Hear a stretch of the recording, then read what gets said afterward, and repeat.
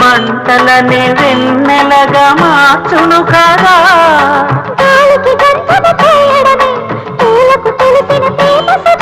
రాలిన పూల జ్ఞాపకమే కాలము చదివే ప్రేమ కథ.